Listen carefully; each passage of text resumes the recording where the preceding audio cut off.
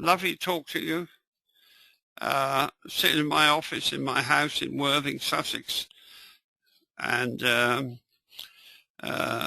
weather's getting better. It's warming up a bit, thank goodness. Yes, apparently Gavin has to do a seminar in Poland, and he reckons there are about 400 people there listening. But he wants me to say something as well. But he wants you not to miss out on anything. So Peter sent you a link that you can join in, and this is what's been said. That should be fairly interesting. Okay. Now, can they see this chart, Peter? Right, good. So Rita's away on some sort of business trip in Wales. Wales is where all the singers come from. Tom Jones and all these people. And it's interesting that. But she'll be back. So we won't be able to do a newsletter this weekend because I rely on Rita to do all the typing. Although Peters can type naturally, he's a one-finger guy, so he's a bit slow. But anyway, listen, we've got a chart up now here of a daily chart of the futures, right? And what's interesting is yesterday we had an up bar with a clear signal, right? And of course the signal is no demand. Is that what it says, Peter? Yeah. Okay, so read the dialog boxes, please. There's a lot of information there in those dialog boxes. Right. And then if you relate all that text to actually what the chart looks like, they did time, it'll sink in and it'll become automatic. You'll spot all these automatically. Not necessarily on a VSA chart, but any chart. That is no demand. It's an up bar, right? The spread is not exactly wide, but it's not exactly, well, it's not exactly narrow either, but it has closed well off the top, look. But the whole thing is, why the computer has decided that's weakness is because look at the low volume. When the computer colors that volume pink, that means it's low volume. And then in turn, that's no demand. And you all know what no demand is by now. Is there anybody out there that's not clear on what no demand is? Perhaps you could type something in so Peter can see it. Are you fully familiar with no demand? Can you type something in? Can you see it, Peter? Someone's saying yes. Lots of you saying yes. Perhaps ask the other way of asking it, is there anybody who's not familiar? If there's any new people there that might be a few. Are there new people in here that are not familiar with no demand?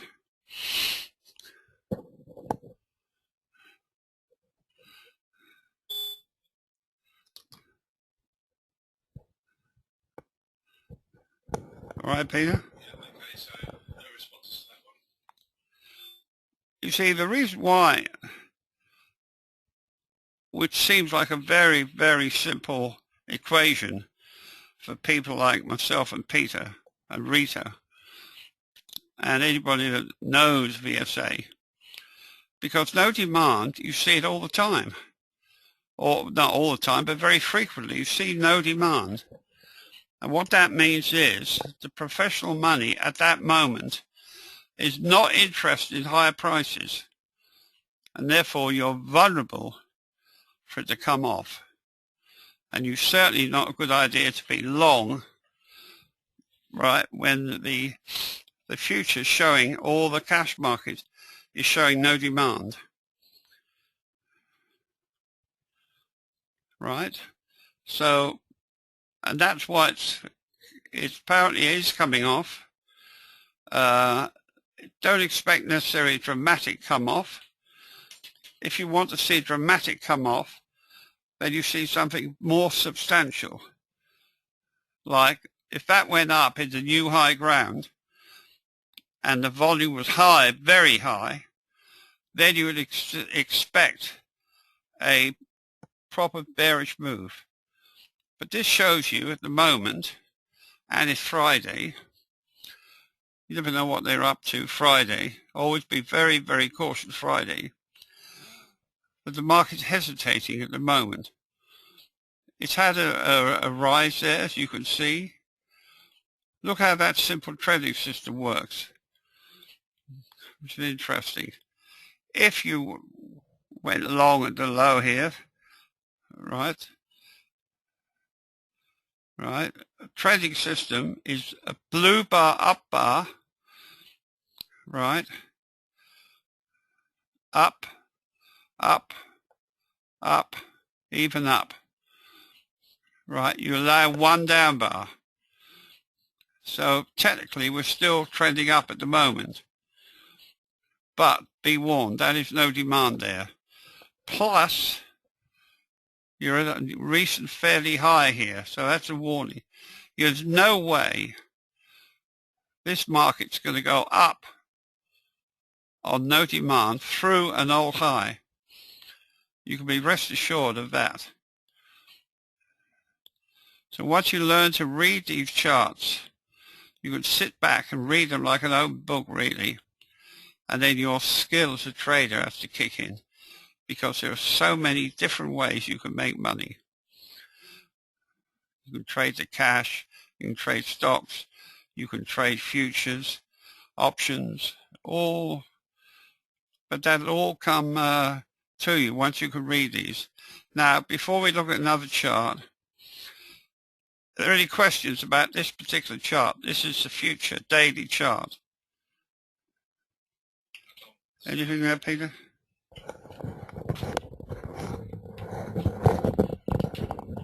So while Tom was speaking, a few questions did come in. So, in fact, one came in before Tom started speaking. So let's read that one. This is from Jerry. Hello, Jerry. Are you ready, Tom? Tom, what wisdom would you give a trader making the transition from after getting their head around reading the chart with VSA proficiently, has scalped the market for over 2 to 3 years, but is now trying to master the art of trading? What are the common pitfalls during this transition? What was the question again? Yeah. So, what wisdom can you give a trader making the transition from after getting their head around reading the chart? Yes. Scalping the market. Yes. And is now trying to master the art of trading. What are common pitfalls? Well, if there is a pitfall, usually the weakest link is you, the trader, because it's very, very easy to get fooled by the market. You can bet your bottom dollar that when there's signs of weakness around, the news is likely to be quite good. Right? So being a human being, you can't help it. The thing is, you could sit and watch these charts, and you could watch, say, a market falling for several red bars, several bars down, down, down, the news is bad, down, and suddenly the time to buy, which you're warned usually by the software, are you mentally ready? It's like you're fast asleep at night, sleeping, but suddenly you've got to be alert at 3:30 in the morning to do something, right? Or imagine your alarm going off. You don't really feel like leaping out of bed with joy and doing something. And the same thing with the market. When these markets fall like this, or even rise like this, are you mentally geared up to accept the fact is the computer might be right? And are you overriding the natural gut feeling that every human being must get? So that's one of the weaknesses, or the big weakness. So I dwell a little bit on that if you can. Study the chart, specialize in the chart. Like I was looking at the 20 bar S&P yesterday, and all the signals were 100% correct. 100%. 20 minutes, sorry. Yeah, sorry, a 20-minute bar. So it's there. And as I say, we can prove to you what we tell everybody is that what we tell you is truth, the truth, how the markets work. Because computers don't understand you programming in false information. It just doesn't want to know. You've either got it right or you haven't. Now, that signal yesterday, no demand, but it's definitely no demand. I mean, today we can prove it. I believe it's come off. So, but there's so many facets to the way the markets behave. I was looking at a daily chart just now, and the daily chart, the future, is actually bullish. The actual KG chart is showing bullish volume. And I think you have to take a lot of notice of that volume, because it's the volume that actually drives the market. And if that KG chart is showing you bearish volume, then you certainly need to be aware of that. But again, that comes up to you suddenly at night when you're not ready. It'll suddenly switch. Are you ready? That's what I would have thought would be, if there's any problems for you, that might be certainly one of the leading ones. But when you get a few of these trades right, you'll have so much confidence, you'll probably override that.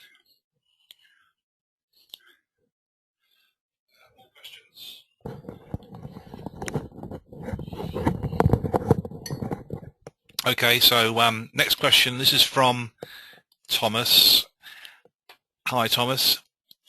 And the question is, when you see no demand on a daily, do you look at the intraday to see where the no demand came in if you want to take a day trade on it? Well, we don't have any hard and fast rules, and the market can't really give you that. It would be certainly advisable to check on a lower time frame, and you'll see the reason why there's no demand on the lower time frame. But when you see no demand like this on the daily chart, it probably means 100% is no demand. And I certainly wouldn't want to go long or even be long, certainly not for a short period of time, and certainly not if I was trying to scalp, ignoring that no demand. I mean, may very well suddenly show some strength and go up. That's why you have to check all the different time frames and watch your trade.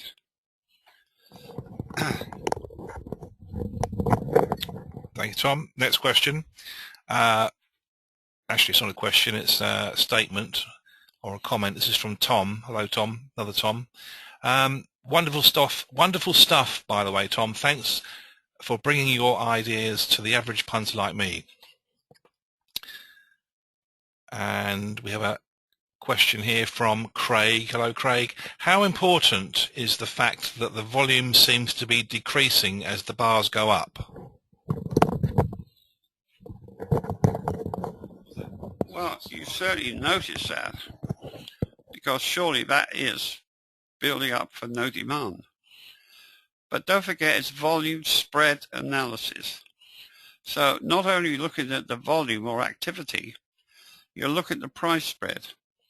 And if it pops up after you've seen an up move behind you, you see, for professional money to do something, The market has to be vulnerable. In other words, you have to see some sort of up move behind you if you want selling or no demand. If you want to see buying, then you have to have some sort of down move behind you. They won't buy unless they've got that vulnerability in the background. So, hang on. Okay, and then there's a request here from Mark. Mark is asking, can we look at the 5-minute chart to see what's going on at the moment?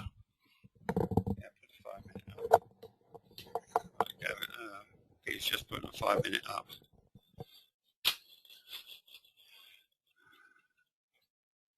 Your screen's frozen. The mouse has gone off. No, it's the screen's gone. Has it? So let me just speak.